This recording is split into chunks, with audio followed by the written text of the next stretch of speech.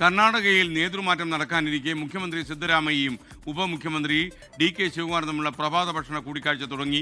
യോഗത്തിന് ശേഷം DK മാധ്യമങ്ങളെ കണ്ടേക്കും. അതിനിടെ DK ശിവകുമാറിനായി മൈസൂരുവിൽ അനുയായികൾ പ്രത്യേക പൂജയും നടത്തിയതാണ് വിവരം. സജു ചാമക്കാലയിൽ ബംഗളൂരുവിൽ നിന്നും തത്സമയം ചേരുന്നു. പറയൂ സജു, എനിക്ക് മനസ്സിലായി അദ്ദേഹത്തിന് അനുയായികളുടെ ദൃശ്യങ്ങളൊക്കെ നമ്മൾ കാണുന്നു.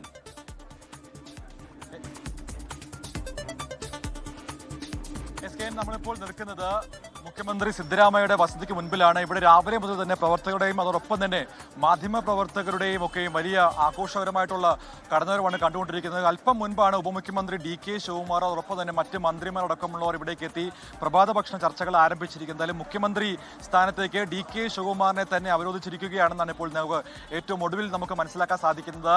മുഖ്യമന്ത്രി സിദ്ധരാമയ്യയുടെ രാജി ഇന്ന് ഉച്ചയോടുകൂടി ഉണ്ടാകും. വൈകിട്ട് 3:30 അദ്ദേഹം ഗവർണറെ കാണാൻ പോവുക.